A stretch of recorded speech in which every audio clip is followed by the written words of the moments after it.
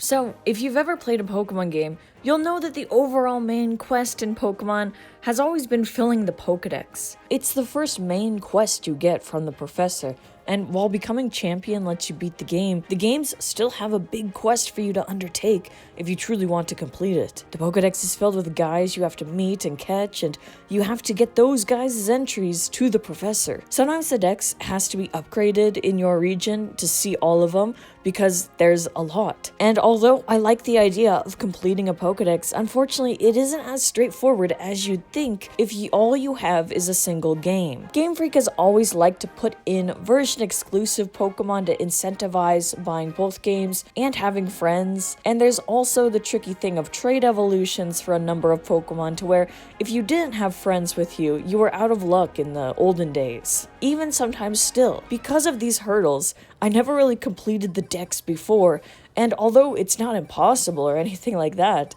it just is something I never got around to. I never really enjoyed the system growing up with them of having the game but not being able to actually complete it without a lot of steps or like other people collaboration, you know what I mean? But Legends Arceus is a game that fixed that because for once it feels like completing the dex is accessible, but it's also one of the most fun Pokedex completion challenges in the entire series. In this video, I want to look at Legends Arceus and the wonderful Pokedex system it has, and how it is so different from others. This idea was also brought on by my sister's goal of 100%ing the dex, having full check marks for everything. But let's take a step back and actually look at this Pokedex because it's quite different from all the dexes before it. Because the game is set in the past, the Pokedex is handwritten. It's handwritten thanks to your scouting and adventuring and Professor Laventon. He comes up with incredible dex entries and you will want to read them over and over to find your favorites because he's a glutton for knowledge,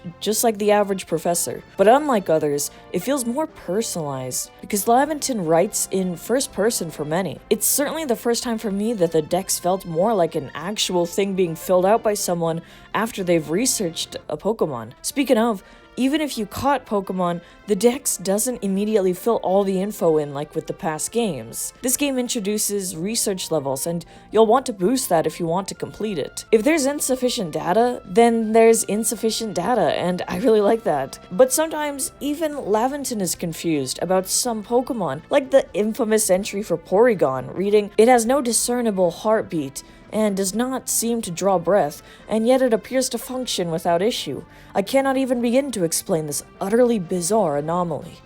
I think it's so memorable because it involves a character and they get to actually express their thoughts with the entry. The other entries talk about how it was made 20 years ago, how it's the first artificial Pokemon, but who made this thing and why? In Ultra Moon, the dex indicates that it was meant for space travel, but none are as personal as Laventon's description for the entry, and I think it's special in that way. There are more gems like that, including one for Roselia, which reads, "Though beautiful, it has highly poisonous thorns. There is an old tradition in my homeland, wherein one would send these thorns to an opponent to challenge them to a duel." Interesting lore from Laventon once again. It's also really nice to look at. It includes preferred food and items carried.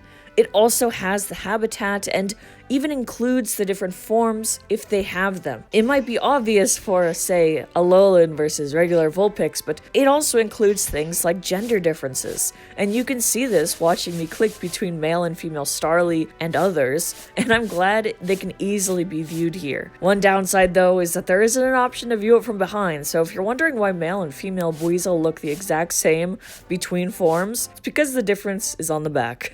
Another sad loss is no footprint to view, like before in some Pokedexes, but at least we got favorite foods and such. Also, I love the fact that shiny Pokemon can be used as the main image if that's the first of the Pokemon you've caught. Like, I've only caught one Graveler in my life in here, and I don't think I'll catch another one unless I find another orange one. It's cool to see it, along with a number of other ones. It's just a small detail I enjoy. But one unique thing about this Hisui dex is the research behind it. Laventon needs data. and you are going to get that data. There's numerous tasks for all Pokemon if you want to reach the coveted research level of 10 of your Pokedex entry. The research tasks involve things like catching many types of the Pokemon, which makes sense. How else will we find out male and female differences? But while you could do the bare minimum, you can get all the checks if you really want to 100% this thing. Some of the tasks are simple enough, like catching them or catching them without being spotted, evolving them, battling them, and if they have different forms, there's even a task slot to complete that one and be done. But there are other harder ones to do, and the check marks can ramp up. I bet I'm close to seeing Burmy leap out of a tree for the 25th time just by playing the game, but if you want the last column to be checked off, then you might have to really grind some of these tasks, and some aren't so easy. But it's really fun to play through this, and even if it's a grind, there's clear completion goals with this dex, and it can be very rewarding to see the goals checked off one by one, inch by inch. In other Pokemon games, the dex felt more like a thing that just popped up once you caught a Pokemon for the first time, and I found myself never using it much. The only reason I'd look at it was sometimes occasionally to see the habitat for that Pokemon. Today, I don't think anyone really even opens the dex to check typing, location, other things for the Pokemon they're looking up because it's just so easy to quickly Google it. So that's the unfortunate state of my old Pokedexes. But in Legends, they made the dex really interactive, engaging, and once again rewarding. You're always making progress in it each time you set out. Catching Pokemon and battling can lead to progress bit by bit, and you get to see that progress at the end of your excursion when you visit Laventon at the base camp to head back. You can flip to the page showing what progress you've made, and it gives you a chance to see what's next. It's a nice feeling that the game taps into, and I always felt happy to cash in with the professor at the end of the excursion. Plus, filling the dex is tied with the game itself, and the progress you make and the ranks you get is dependent on the hard work you're doing out there, running away from powerful alphas, or catching cute Pokemon you like, and so on and so on. Once again, I like the idea of having to catch multiple Pokemon of the same species to get the typical Pokedex information from it. Seeing what research number you're at gives you a reminder to continue and go catch more, to have Laventon pick up a pen and finally write the entry. I also really enjoy the little details of hitting Pokedex goals as you go through your adventure. You may not be aware of a task until it's already done and you get a notification for it while playing, and it always made me happy to see. And do you remember when I talked about the dex being accessible and achievable solo and how great that is? Let me talk about it. Take the starters for example. You obviously get your starter in the game, one of 3 at the beginning, just like any other Pokemon game. But you can get given the other partner Pokemon once you've completed the game, and it's nice to have all of them. But even if you didn't wait until the end or you didn't talk to Laventon to get some, you can find these guys in space-time distortions. So Hisui is very unique when it comes to this, and they're incredible. When a space-time distortion appears, it's a dome filled with items and dangerous Pokemon. Pokemon that shouldn't be in Hisui, like Porygon, as well as super aggressive weird Sneasels, maybe even Weaviles, and some Hisui ones but amped up like Ursaring and Lickitung. Those things are feral in these. But the dex entry for Porygon is infamous, and I love the mechanic of still being able to get these Pokemon in this fun way. The distortions are always fun to explore. Even with the terrifying Pokemon lurking all around there, you can get some really useful items and things, and really cool Pokemon if you're lucky. Those starters being there along with others are super helpful, and although you can't always get a space-time distortion on command, you at least know the condition that needs to happen to get the special Pokemon in there, and you can simply wait. It's a great thing, I think. Plus, I like having the option to go in and out, and boy, things can get rowdy in there. I also really like the detail of the music distorting as you pop in and out. When you're outside, you can hear the string instruments well, and it's a peaceful atmosphere. But once you go inside the distortion, before it formed, you can hear this distorted tune of whatever's been playing. It's a really special detail that I love to listen to, and I just had to point it out. Listen!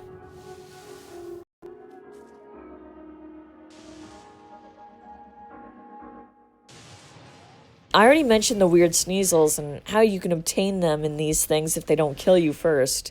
Weavile can also be spotted. It's another instance of the game actually allowing the different forms and types and things to exist in some way, And even all the evolution items are written in a way that makes sense for the game and are obtainable. I love how the Rotom forms are gotten through devices that you can buy from the traveling shop owners who don't have a clue what they are or what they're for, but the player knows, and that's charming. Somehow, I always get the little tasks in the back of my mind when exploring that would further the Pokedex progress. It could be as simple as remembering that a certain Pokemon hasn't reached research level 10 yet, and I need to catch more of them. But even as I was running up a hill, traveling around, I stumbled upon a sleeping Hisui and Growlithe, and realized a little too late that I need to catch one of those things while they were sleeping.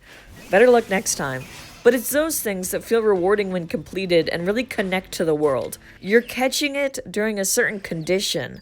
It's not just a sprite on the screen any longer that you hurl the ball at.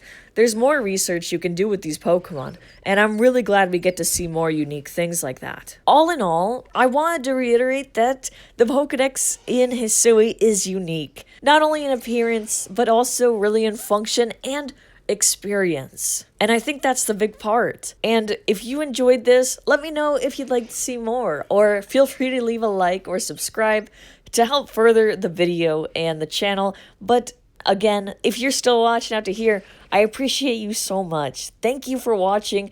I'd love to hear your thoughts as well, so don't forget to leave a comment down below.